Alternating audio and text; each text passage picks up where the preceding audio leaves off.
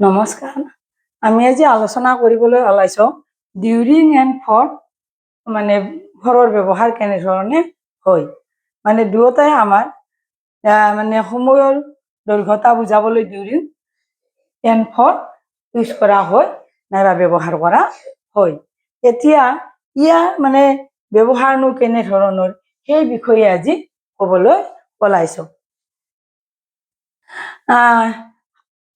প্ৰথম ক'ব পাৰি মানে কোনো বিশেষ দীৰ্ঘতাৰ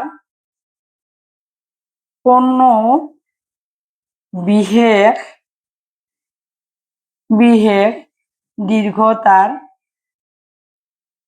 মানে ব্যাপক সময়ৰ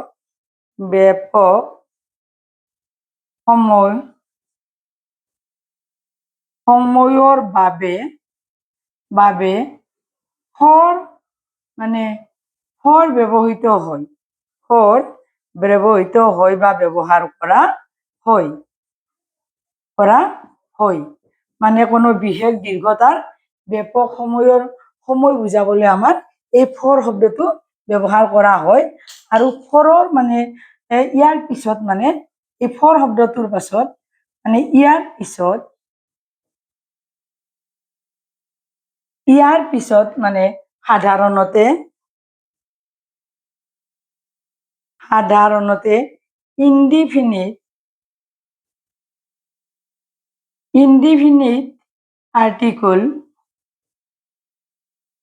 আৰ্টিকুল এ নাইবা মানে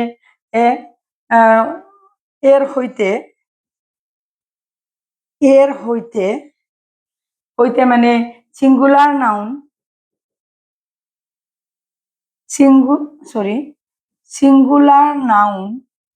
প্লুৰেল নাউন বা মানে এডজেক্টিভ অফ কোৱান্টিটি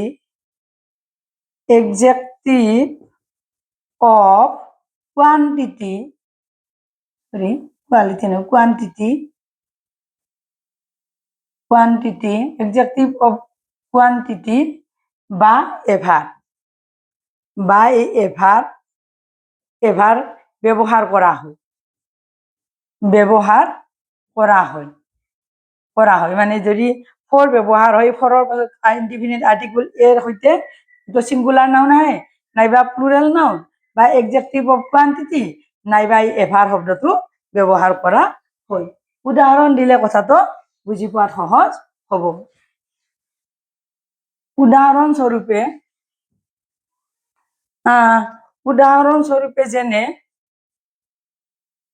যেনে আমাৰ এনেধৰণে ক'ব পাৰোঁ আই হেভ নট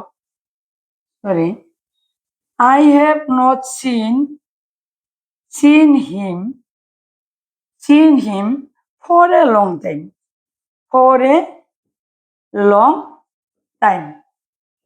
ইয়াতে ফৰ এ লং টাইম মানে আমাৰ ছিংগুলাৰ ব্যৱহাৰ হৈছে নাইবা he has lived in America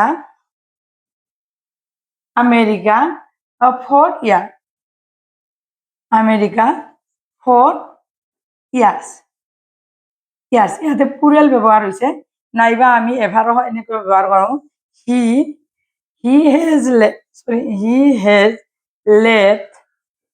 has left us forever. ঠিক এনেধৰণে আমাৰ হয়তো ছিংগুলাৰ নাইবা প্লুৰেল নাইবা এভাৰৰ আগত এনেধৰণে ফৰটো ইউজ কৰা হয় নাই বা ব্যৱহাৰ কৰা হয়। এইটো আমাৰ কি আছিল 1 নম্বৰ আমাৰ নিয়ম বুলি ক'ব পাৰি। এতিয়া দ্বিতীয়তে নাম্বাৰটোত আমি এনেধৰণে কোনো মানে বিশেষ ব্যাপক সময় বুজোৱা কোনো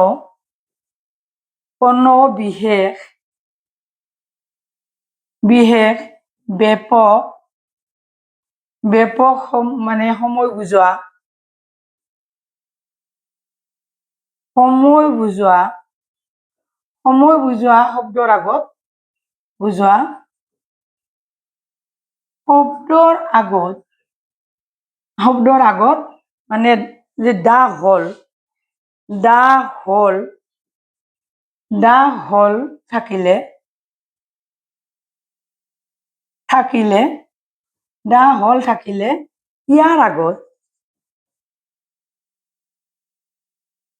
ইয়াৰ আগত আমাৰ ফৰ বা ডিউৰিং দুটাই ব্যৱহাৰ হয়। ডিউৰিং ব্যৱহাৰ কৰিব পাৰি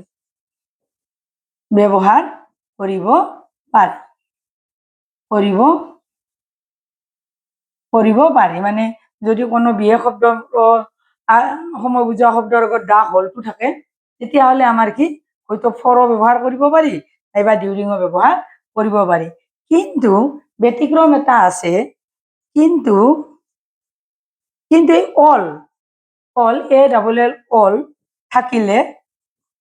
অল থাকিলে মানে ইয়াৰ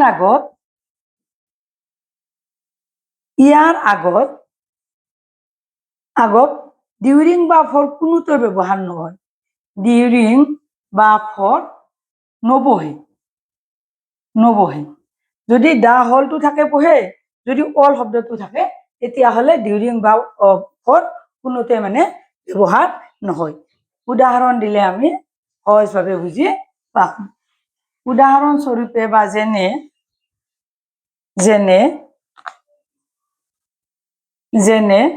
আমি উদাহৰণ দিব পাৰো, সি ৱাৰ্ক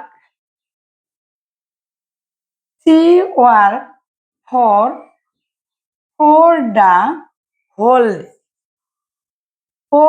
the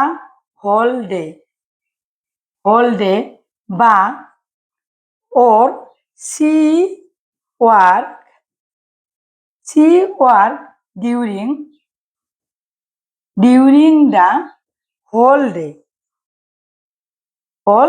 day এনেধৰণে আমি ফৰ বা ডিউৰিং আমি দুয়োতে আমি ইউজ কৰিব পাৰো। কিন্তু অল শব্দটো যদি থাকে এনেধৰণে হ'ব, সি ৱাৰ্ক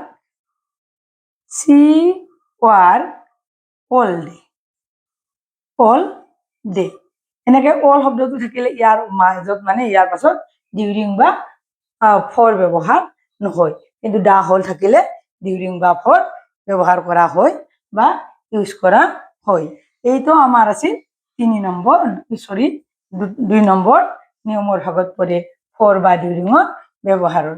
এতিয়া আমি 3 নম্বৰতে নাম্বাৰ 3 ক'ব পাৰো, নাম জনা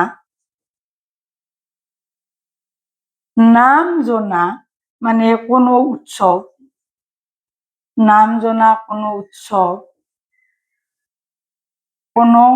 উৎসৱ, যেন উদাহৰণস্বৰূপে বিহু,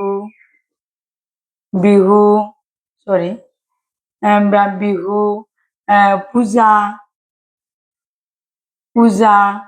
দোল যাত্ৰা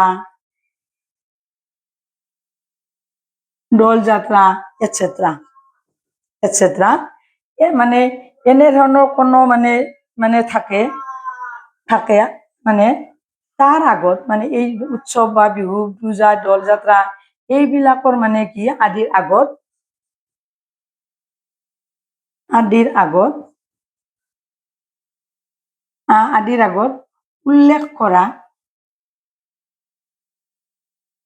উল্লেখ কৰা কোনো ব্যাপক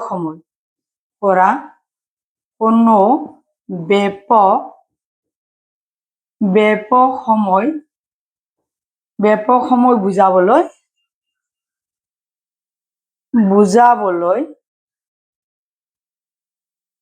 বুজাবলৈ ডিউৰিং ব্যৱহাৰ কৰা হয়।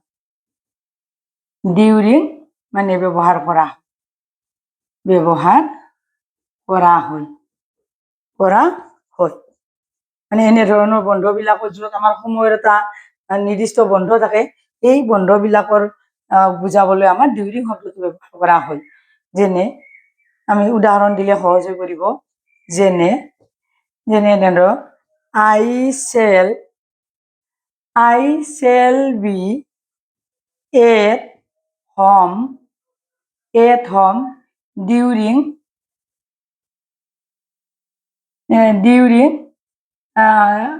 আমাৰ ডিউৰিং বিহু বিহু ভেকেশ্যন শব্দটো ব্যৱহাৰ কৰিব পাৰি বা বিহুৰ মাজত মই থাকিম। ঠিক এনেধৰণৰ নতুবা আন এটা উদাহৰণ আমি দিব পাৰোঁ। ঠিক এনেধৰণে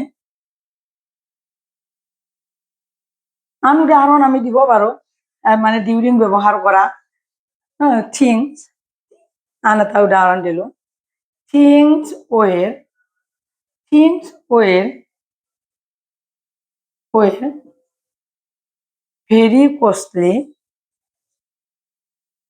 very costly during 1991।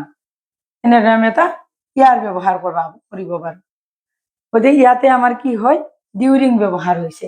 ঠিক এনেধৰণে আমাৰ নিৰ্দিষ্ট এটা সময়ৰ মাজত কিবা এটা হ'লে আমি ডিউৰিং ব্যৱহাৰ কৰিব পাৰোঁ। মোৰ চেনেলটো প্ৰতিভা এডুকেশ্যনেল মেটাৰ চেনেলটো ছাবস্ক্ৰাইব কৰিব, ভিডিঅ'টোত এটা লাইক দিব, কমেণ্টছ আৰু শ্বেয়াৰ কৰিবলৈ মই অনুৰোধ জনালোঁ। আজি আমি আলোচনা কৰিলোঁ ডিউৰিং আৰু ফৰৰ ব্যৱহাৰ। ডিউৰিং আৰু ফৰ সাধাৰণতে কেনেধৰণে ব্যৱহাৰ হয় এই বিষয়ে মানে আজি ভিডিঅ'টোত মই আলোচনা কৰিলোঁ। আজিলৈ ইমানে, নমস্কাৰ।